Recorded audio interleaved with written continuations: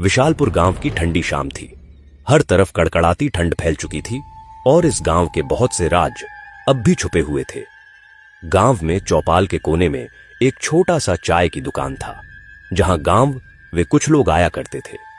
आज भी कुछ लोग उस दुकान पर ठंड के मौसम का मजा ले रहे थे। ये तो रोज का नाटक शुरू हो गया है। शाम होते ही बत्ती गुल हो जाती है रोज रोज। हाँ, बिल्कुल सही कहा। पर जो भी कहो, शाम को या ठंड में चाय पीने के साथ साथ गपशप करने का मजा ही अलग है। हाँ, एकदम सही बात कही। लेकिन ये क्या, रामू काका तो आए नहीं अभी तक। रामू काका से शाम को कहानी सुने बिना कोई मजा ही नहीं आता। अरे क्या बोल रहा है, वो कोई कहानी नहीं, सब सच्ची घटना है। अरे छोड़ो यार, मुझे तो नहीं लगता वह कोई सच्ची घटनाएं हैं। क्यों, पिछली बार की बात याद नहीं? वह जो रामू काका बता रहे थे, किसी डूगर राम की जगह पर एक कुएं में एक पिशाच रहता था, वह भी भला हो सकता है कहीं? इस दुनिया में आंखों के सामने जो दिखता है उसके बाहर भी बहुत कुछ होता है। तू शायद तो विश्वास नहीं करता, इसीलिए यह सब कह रहा है। तीनों ऐसे बातें कर रहे थे, तब एक बुजुर्ग आदमी वहां आ पहुंचता है। क्या हाल है, कैसे हो सब? आज फिर शाम होते ही बत्ती गुल हो गई। अरे वो देखो, रामू काका आ गए। बैठिए बैठिए, आपकी ही बातें कर रहे थे हम तो सोच रहे थे आज शायद आप नहीं आओगे। आप नहीं आते तो हमारे गपशप में वो मजा नहीं आता। मैं तुम लोगों से उम्र में बड़ा हो सकता हूँ, लेकिन तुम्हारे जैसे जवान लड़कों के साथ बैठकर गपशप करने में मजा ही अलग है। उन बूढ़ों के साथ बैठकर दूसरों की बुराई करना मुझे बिल्कुल नहीं भाता। ये लो काका, गर्मा गर्म चाय पियो। वाह, इस ठंडी रात में गर्मा गर्म चाय पीने में मजा आ जाता है। तो रामू काका, आज आपके जीवन की कौन सी घटना सुनाओगे? अच्छा काका, आपने सामने से कभी भूत देखा है कोई? रामू काका कुछ देर सोचकर फिर बोलने लगते। तुम लोग शायद सोचते होगे कि मैं तुम्हें जो घटनाएं सुनाता हूँ वह सब झूठी है, पर ऐसा बिल्कुल नहीं है। सच में काका, आप जो घटनाएं सुनाते हो वह सुनकर तो किसी को भी डर लग जाएगा। रामू काका, आज ना अपनी आंखों से देखा कोई भूत का किस्सा सुना दो। चलो, आज एक कुछ अलग तरह की घटना सुनाऊंगा। उम्मीद है यह घटना डर के साथ साथ तुम्हारे दिलों को भी छू जाएगी। इस दिन की बात तूफानी बरसात की रात थी और पूरे गांव में तेज बारिश हो रही थी। हर तरफ बिजली की कड़क और गरज की आवाजें आ रही थीं और उसी तूफानी रात को मेरी अम्मी की तबीयत भी खराब हो गई। उनका इलाज और दवा दूसरे गांव में रहने वाले डॉक्टर के पास थी। माँ, मैं अभी जल्दी ही आपकी दवाई लेने जाता हूँ। आप परेशान मत हो, आप जल्दी ठीक हो जाएंगी। रमेश चाचा हमारे साथ वाले गांव में ही रहते हैं। नहीं बेटा, तुम क्यों इस बरसात में जा रहे हो?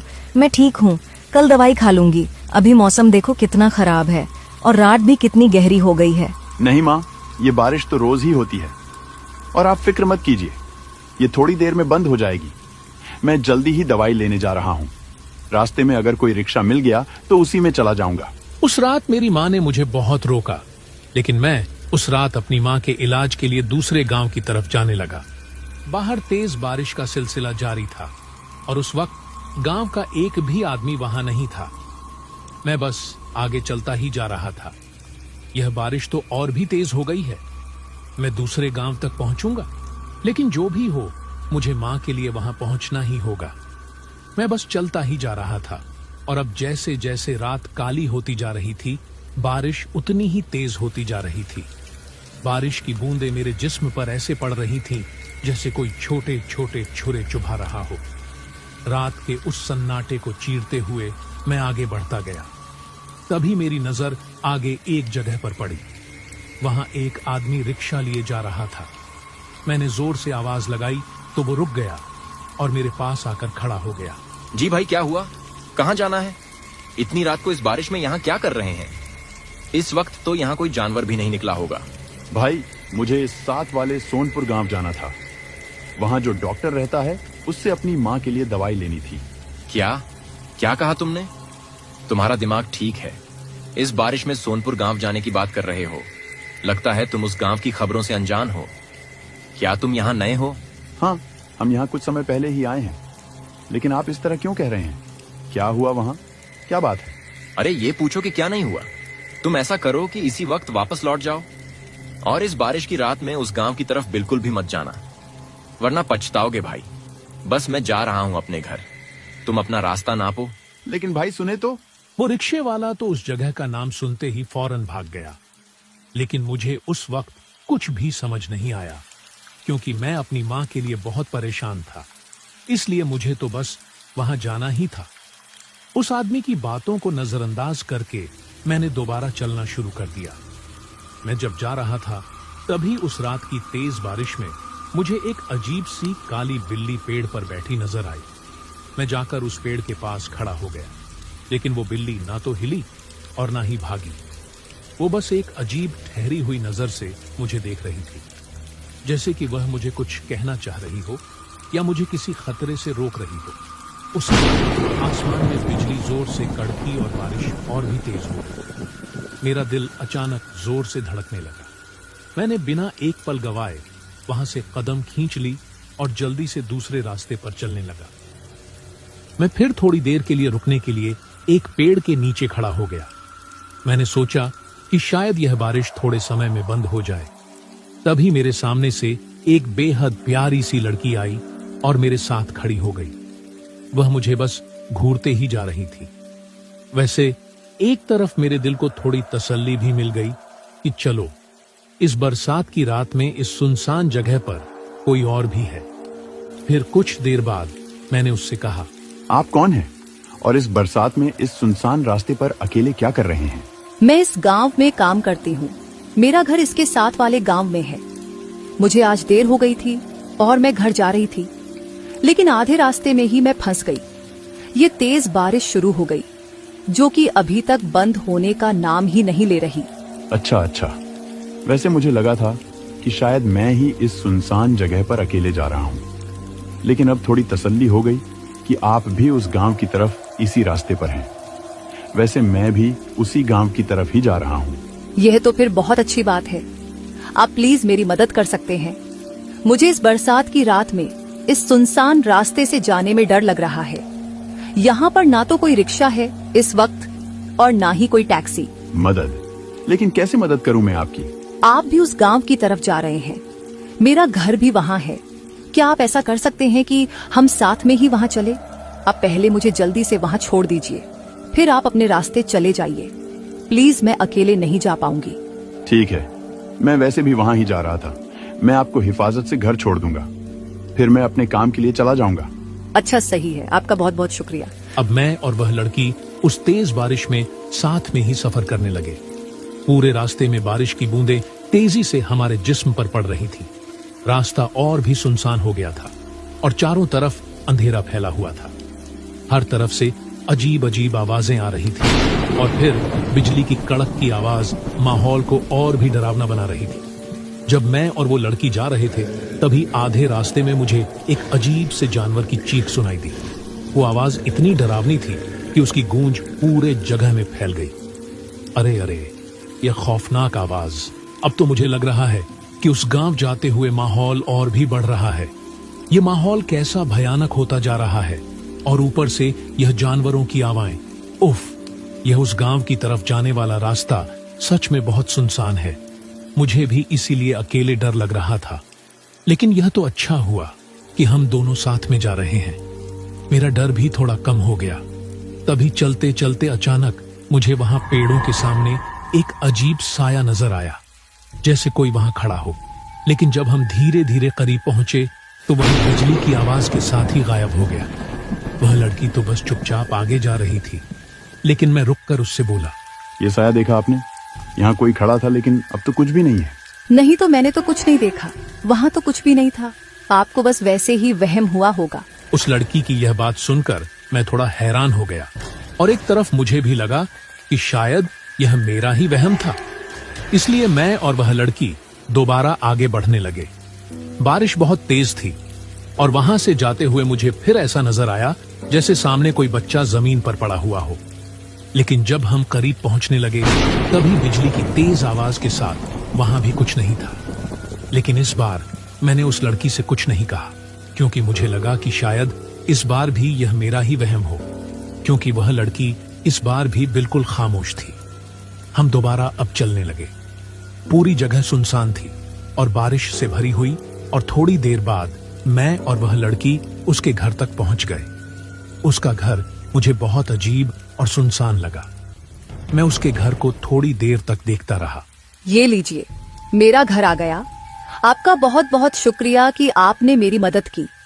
अगर आप ना होते तो पता नहीं मैं इस बारिश में कैसे पहुंच पाती। नहीं, कोई बात नहीं, बस आपको खैरियत से यहाँ पहुंचा दिया।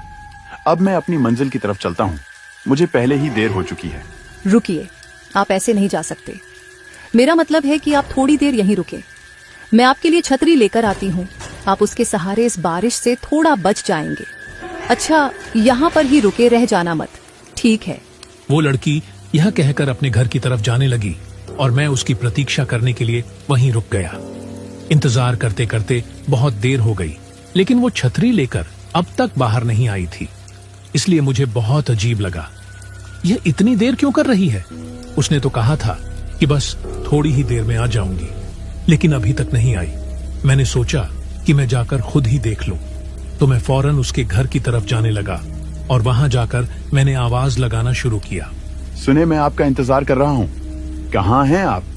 घर में सब ठीक तो है ना? मैंने जैसे ही उसे आवाज लगाना शुरू किया, तभी थोड़ी देर बाद उस घर से एक बूढ़ा आदमी बाहर निकला और मुझे अजीब सी डर पैदा कर देने वाली नजरों से देखने लगा।